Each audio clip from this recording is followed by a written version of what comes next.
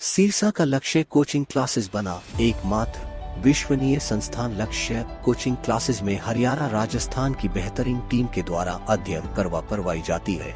Offline classes उपलब्ध, साथ ही अनुभवी टीम द्वारा निशुल्क स्टडी मटेरियल भी करवाया जाता है।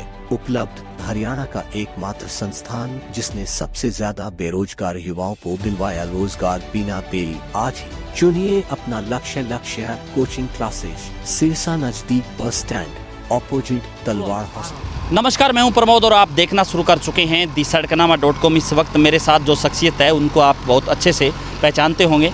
The great wall of India Savita Punia हैं इस वक्त मेरे साथ। और क्योंकि सिरसा ज़िले के जोधका गांव की रहने वाली हैं, तो सिरसा ज़िले के तमाम गांवों में कार्यक्रम करके इनको जो है सम्मानित भी किया है। और जो है एक गर्व से सिरसा का सीना भी चौड़ा हुआ है कि उनकी बेटी ने जो है ये कहूँगा कि पूरे एशिया में सबसे जो है गोलकीपर, और जो ऑस्ट्रेलिया में जो मैच हुआ और हाल ही में आपने कई मैच देखे, ज़बरदस्त परफॉर्मेंस रही जिसकी प्रधानमंत्री नरेंद्र मोदी ने भी जो है तारीफ़ की। इस वक्त हमारे साथ हैं सविता पुनिया।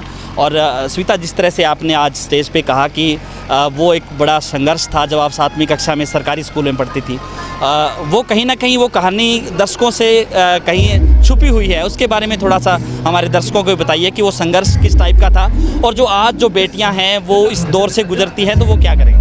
ऑफ कोर्स, जैसे मैंने ऑलरेडी बताया कि मैंने जब खेलना स्टार्ट किया, मैं भी गवर्नमेंट स्कूल में पढ़ती थी और गाँव में थी, तो वहाँ तो स्पोर्ट्स की ABC भी नहीं थी। और उस जगह से यहाँ तक पहुँचना ऑफ कोर्स स्ट्रगलिंग रहा था। बट सबसे बड़ी बात थी कि मेरे पेरेंट्स मेरे साथ थे।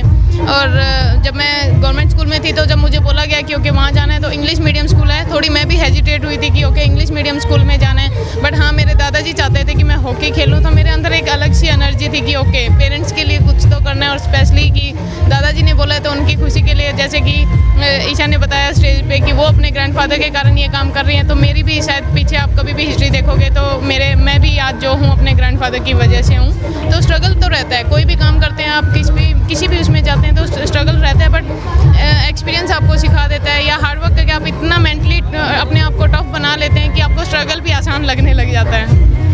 हालांकि जो है ये कहूँगा, क्योंकि वो एक क्रिटिसाइज़ करने वाली बात होगी कि मेडल से थोड़ी इंडिया चूक गई, लेकिन आगे इस तरह की ना रहे उसके लिए कितनी जो है तैयारी है वो करना चाहिए, कितनी तैयारी है जिस तरह से इंडिया। और जो है सोशल मीडिया पे कुछ तरह की बातें भी चली कि एशिया जो आपकी टीम है उनको सपोर्टेड करने के लिए, स्पॉन्सर करने के लिए उड़ीसा के मुख्यमंत्री आगे आए। हालांकि उड़ीसा है, उस तरह की अर्थव्यवस्था उड़ीसा की नहीं है, लेकिन पूरे देश भर के जिस तरह से प्रधानमंत्री हैं उन्होंने हालांकि बाद में तारीफ़ की, उसको लेकर के आप क्या मानती हैं कि क्या खेलों में जो है और जो लोगों को भी आगे आना चाहिए, बड़ी कंपनियों को या जो बड़े जो राज्य के मुख्यमंत्री हैं उनको भी? आपको सबसे पहले कि सच बात यह है कि हमें किसी ने भी क्रिटिसाइज़ नहीं किया, बल्कि सभी जगह से हमें रिस्पेक्ट और प्यार मिल रहा है। क्योंकि जो इंडियन हॉकी लास्ट ओलंपिक्स में थी, हम लास्ट ओलंपिक्स में भी कहीं ना कहीं हमारी एक अचीवमेंट थी कि हमने 36 ईयर के बाद क्वालिफाई किया था, और फर्स्ट टाइम हम गए थे 36 ईयर के बाद। हमारे स्क्वाड के लिए वो बहुत बड़ी बात थी। हाँ, हमारी परफॉर्मेंस वो नहीं थी रियो ओलंपिक्स में, बट इस ओलंपिक्स में, लास्ट ओलंपिक्स में हमने 12th पे फिनिश किया था और इसमें हमने 4th पे आए। तो वो पेन हमें पता है कि हमने मेडल कितने पास से मिस किया है। तो फिर भी लोगों ने हमें बहुत रिस्पेक्ट दी कि हमने सिर्फ मेडल मिस किया, बट लोगों के दिल छुए हैं, और वो चीज़ें हमें बहुत मोटिवेट किया है। और दूसरा, जैसे आप स्पॉन्सर की बात करें तो ऑफकोर्स हमारे हॉकी के लिए बहुत प्राउड की बात है कि क्योंकि जब से उड़ीसा गवर्नमेंट हमारे साथ आई है, हमें किसी चीज़ की कमी नहीं है कि एक इतने छोटे स्टेट ने इतना बड़ा डिसीजन लिया, और जो कि Indian hockey, main hockey, women hockey को स्पॉन्सर करना, और उनके आने के बाद हमारे एक्सपोजर में कोई कमी नहीं है, हमारे रहने सहने में कोई कमी नहीं है। तो यही है कि एक स्पोर्ट्स पर्सन को जब अच्छे एक्सपोजर मिलते हैं तो ऑटोमेटिक उनकी परफॉर्मेंस में बहुत इम्प्रूवमेंट आती है। तो बाकी सब पता है कि इंडिया में किसी चीज़ की कमी नहीं है, आगे आना ज़रूरी है, तो आगे आएंगे। आपका लक्ष्य क्या है? Asian game, Olympic? Of course हमारा नेक्स्ट ईयर का जो मेन है वर्ल्ड कप और एशियन गेम हमारा मेन फोकस है, और उसके बाद 24 पेरिस ओलंपिक्स। तो जिस तरह से अभी इंडिया में बेस्ट गोलकीपर के तौर पे आपका नाम नॉमिनेट हुआ है, तो और जो हमारे दर्शक हैं उनको आप क्या कहना चाहेंगे? हाँ, मेरा FIH के जो गोलकीपर है उसमें गोलकीपर ऑफ द ईयर में 3 गोलकीपर्स हैं ऑल ओवर वर्ल्ड से।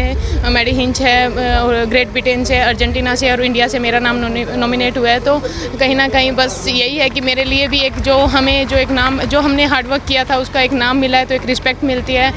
पूरे इंडिया से रिक्वेस्ट करना चाहूँगी, या उनसे यही है कि हम रिक्वेस्ट है कि वो ज़्यादा से ज़्यादा वोट करें। और मेरे साथ साथ मेरे बाकी टीममेट्स हैं कि प्लेयर ऑफ द ईयर का भी नॉमिनेट हुआ है, राइजिंग स्टार का भी हुआ है और हमारे कोच का भी हुआ है। तो सबको वोट करें और इंडिया जीतेगा तो आप सब जीतोगे। बाकी टीम के लिए क्या कहना चाहेंगे, जिस तरह से हालांकि आप सीनियर हैं टीम में और मैं उसमें मैगजीन में पढ़ रहा था कि एज वाइज भी आप जो है सबको लीड करके चलती हैं। हाँ जी, नहीं मेरा यही है कि जो चीज़ें मैंने सीखी है एक्सपीरियंस के साथ सीखी है। मेरे साथ 2-3 प्लेयर्स और हैं जैसे रानी रामपाल है, दीप ग्रेस है। तो हम यही कोशिश करते हैं कि जो हमारा एक्सपीरियंस है वो हम अपने यंग प्लेयर्स को साथ में लेके चलें। हमें भी यंग प्लेयर्स की ज़रूरत है, यंग प्लेयर्स को भी सीनियर्स की ज़रूरत है। तो बहुत अच्छा बैच है हमारा और यही है कि होपफुली नेक्स्ट ईयर और उससे नेक्स्ट ईयर हमारा अच्छा रहे। तो एक सवाल है कि गोल रोकना कितना मुश्किल है या ये कहेंगे कि कितना आसान है? बहुत ही डिफ़िकल्ट क्वेश्चन आपने पूछा है। ना ही मुश्किल है और ना ही आसान है। बट हाँ, आसान तब लगता है जब आपने उसके लिए बहुत ज़्यादा वर्क किया हो। मुश्किल तब लगता है जब आपने उसके लिए काम ना किया हो। बट हमने उस चीज़ के लिए बहुत काम किया तो कहीं ना कहीं एक्सपीरियंस आपको सब कुछ सिखा देता है और आप जितने हार्ड ट्रेनिंग करते हो आपको उतना ही अपने ऊपर कॉन्फिडेंस रहता है। कुछ ऐसे नियम भी होते हैं जिस तरह से लास्ट जो था गेम्स जी, और ये जिस तरह से एक क्वेश्चन बाद में पूछ लीजिएगा। हाँ जी तो लगातार हमारे साथ बने रहिए और इस वीडियो को आप ज़्यादा से ज़्यादा शेयर जरूर कर दीजिए। और ये भी कहना चाहेंगे कि सविता के लिए ज़्यादा से ज़्यादा वोट भी कीजिए ताकि इंडियाज़ के लिए इनका नाम जो है नॉमिनेट हुआ है बेस्ट जो है गोलकीपर के लिए, तो उनको जो है सपोर्ट कीजिएगा। बहुत बहुत शुक्रिया।